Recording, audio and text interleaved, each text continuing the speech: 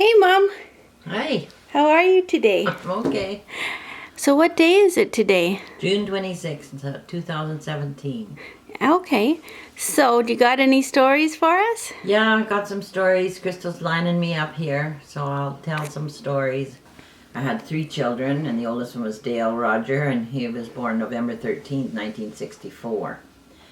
And my second child was Lori Lynn, and she was born May 19th, 1967.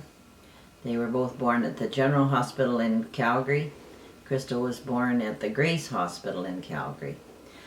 First of all, Dale, when I was doing a nice painting on in my little trailer, we lived in a little trailer near Water Valley, and did paint by number, I told him, now don't touch my picture.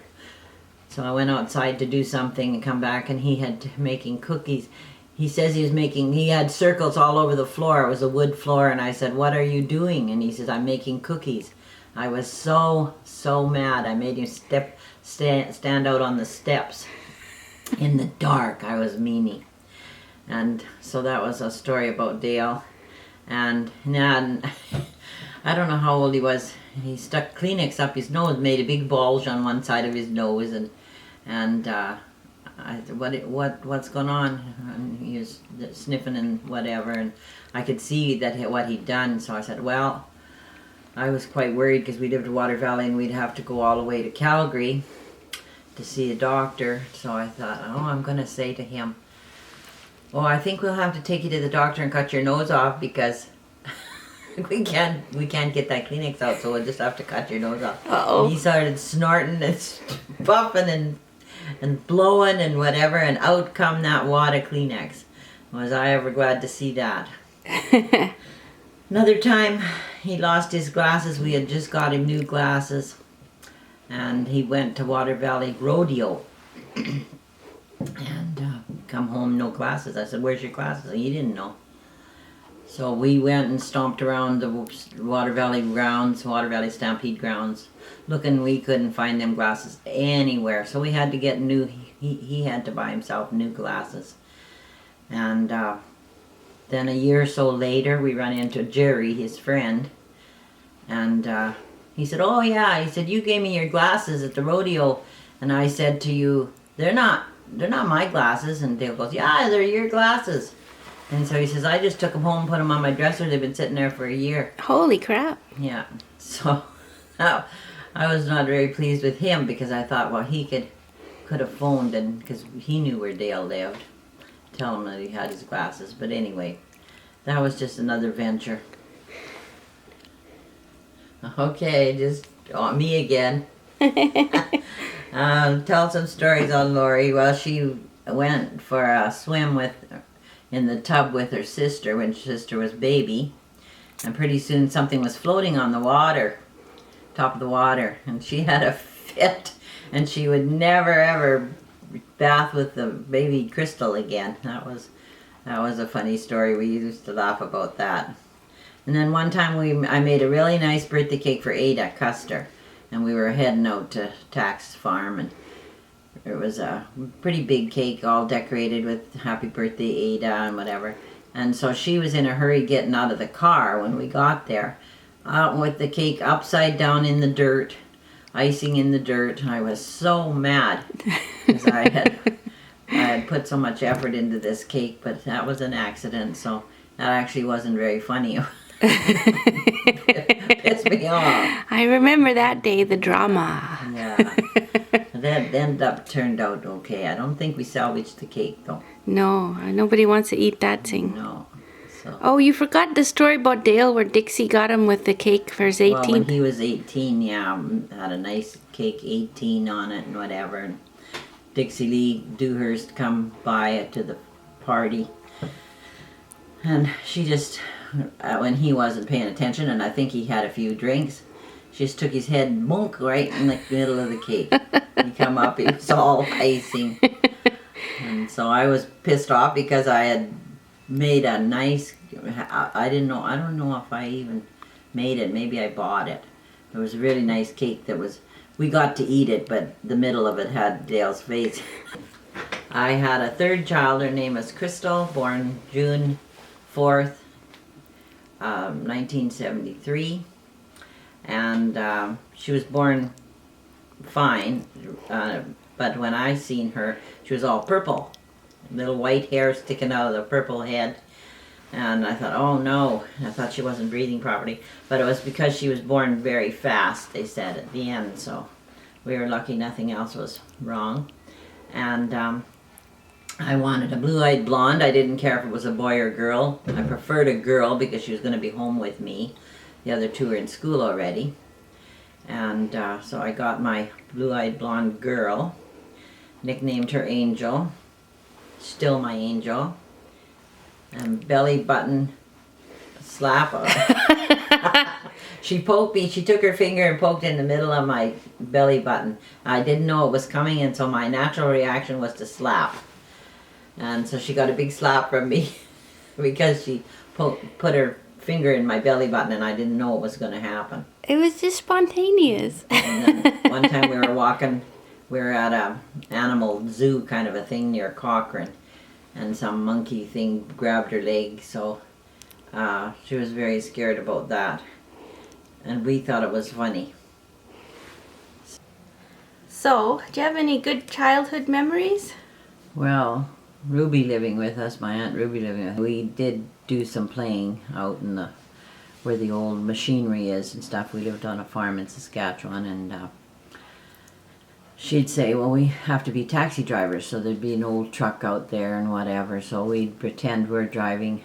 She was 6 years older than me, so if I was 6, she was 12, but anyway. We had got to have something hanging out of our lips that looked like cigarette. So she said, well, there's chicken turds, they're all dried up and they're hard, and we'll pretend they're a cigarette. So she gave me one, and she took one, and we had a dried old chicken turd hanging out of our mouth, and we were taxi drivers. I remember that. So tell about any funny things that happened with your family you can think about. Well, we lived on the Custer Quarter. Donny came out with Jerry Higgs and whatever, and they were both pissed to the gills. And they were doing circles in the front yard before they got to the house. I thought they were going to hit the house. Uh-oh. Spinning circles. And then that night, Donny passed out, totally passed out, like a limp rag. So we decided, and he had peed himself anyway, he was wet. So we decided to take off his clothes. I don't know how. He must have helped take off his shorts. I can't remember that. But anyway, we give a pair of Roger's shorts, and we wished later we'd have give a pair of my Silky's, eh? Because he'd have put them on. So he put them on himself, but he was so drunk. So he put on these shorts of Roger's. So in the morning he looked down after, what the hell? These aren't my shorts. So we got a good laugh out of that, but after we really, really wished we'd thought of putting a pair of girls, because he'd have put them on because he was drunk. Oh, that would have been awesome. So we called it Pissmas Eve because it was Christmas Eve. Oh, eh? yeah. And we didn't know that a few years later he would have Michelle on Christmas Eve. Oh. She was born Christmas Eve. What about Steenenberg used to do the bulldog? Tell about that. He always scared us, Ronny. Ronny Steenenberg, he'd come visiting at Mom's, and he was deaf, like mostly deaf, and talked to different. And he could just imitate anything and everything, and imitate people the way they talked and everything. And he'd come at you, get down on his all fours and act like an ape, like with his feet, with his hands. How do you do like that? and come up to your chair and make a big noise and try to tip you over. So I was actually scared because I always thought he was going to tip me over. Oh. But he was a good guy. I haven't seen him forever. Yeah. Forever, yeah. And then some stories about my mom. At the hall, she was talking to a brother, one of the head guys, because there's head guys and there's just ordinary guys. And he had got a moose or whatever, and so mom was trying to be funny. So she said to him, well, even a little piece of tail would be nice. Then she thought, oh, I should have said that. She meant make like oxtail soup or something, would it be moose tail soup?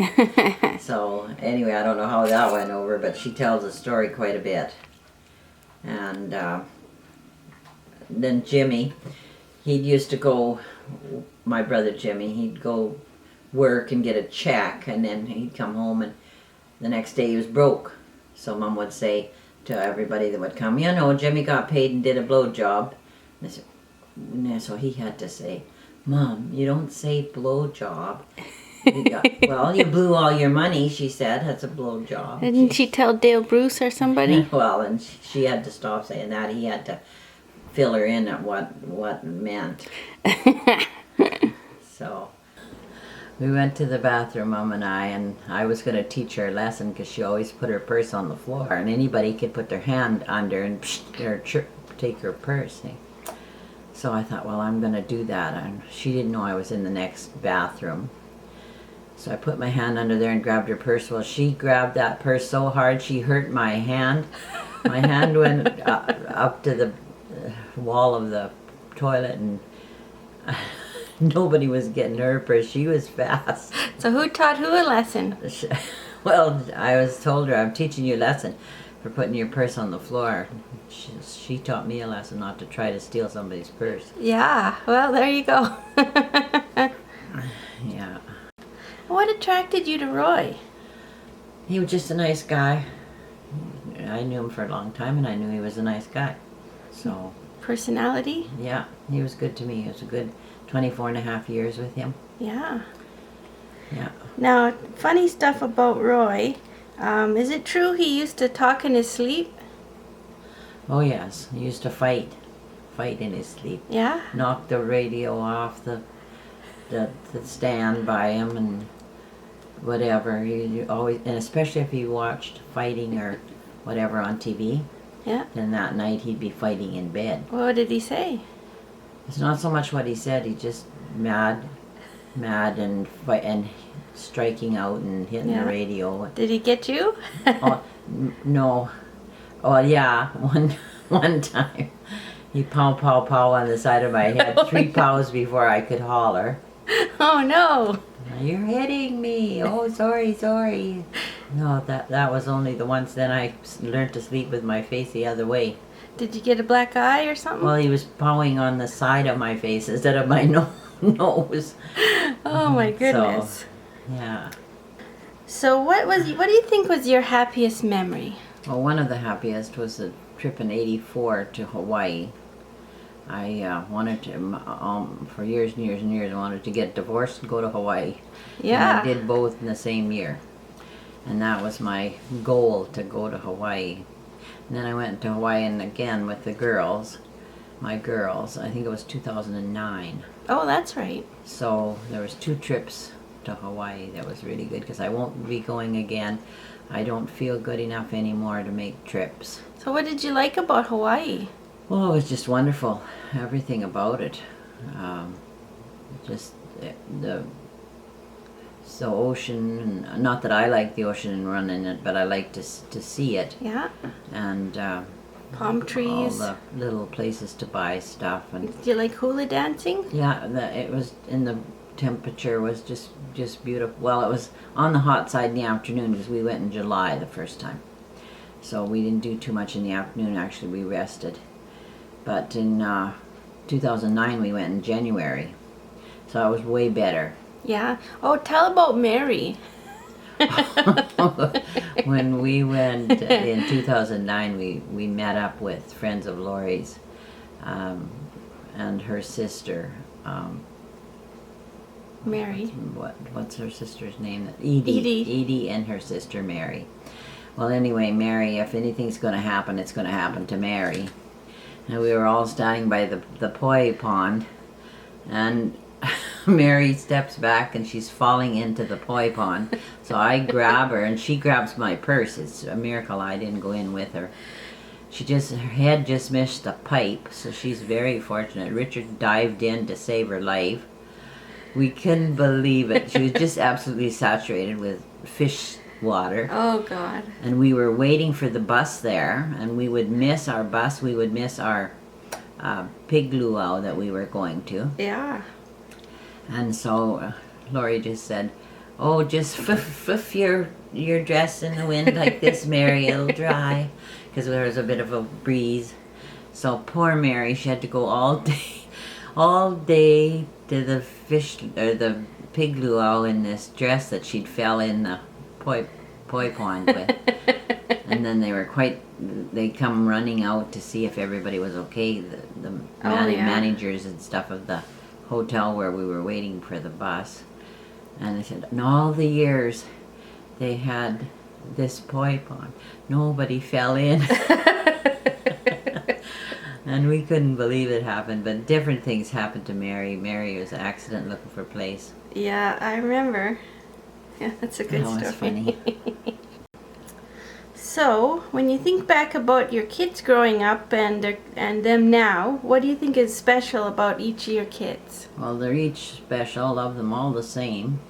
And I started out with my boy, and he was very easy to raise. Very easy boy.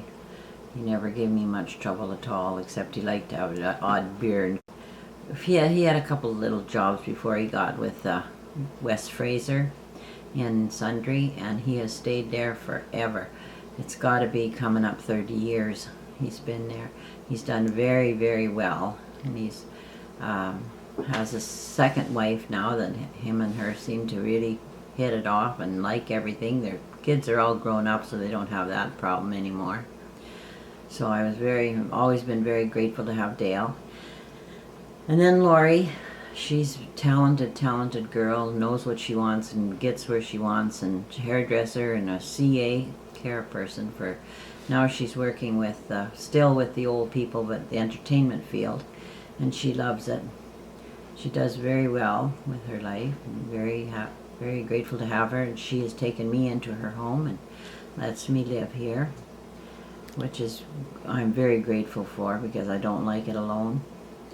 And then Crystal, my baby, 44 years, she is very talented, graphic designer, and she moved to Vancouver. I didn't want her to move because I wouldn't see her very often, but Paul lived out there, so thank God she did move there, because she's got a wonderful husband, coming up 2 years, and doing very well with her graphic designing. And so I've lucked out. I got 3 good kids. Not any of them ever got in big trouble, like going to jail or drugs or anything. Yeah. So very, very lucky, but we were quite strict as parents. Not like today's little buggers. They don't listen to their mother, but it's not their fault. They don't get the discipline they should. Yeah. Yeah. Oh, we got our share of spankings. But I'm glad my raising kids were in the days I raised mine and not now. Yeah. Yeah. So what advice do you give to your kids to live a happy life? Well, for one thing, not to dwell on the past, because the past is past. You got to work on the future. Present is good, but sometimes it's the future. Anything to say to your kids? Well, just behave. I taught them. I think I taught them all I know. I didn't always do right, because you learn by doing and only know how you were raised. So that's how I raised mine. I wish I hadn't spanked so much, but that's the way I raised mine. Mom raised us, and I love them all. Love them very much. Glad to have them. Glad I had 3 kids. Oh, okay. I'm gonna come give you a hug. Yeah. Love you, Mom. Love you too. And thank you for interviewing me. Well, it was my pleasure. Thanks for being on the show.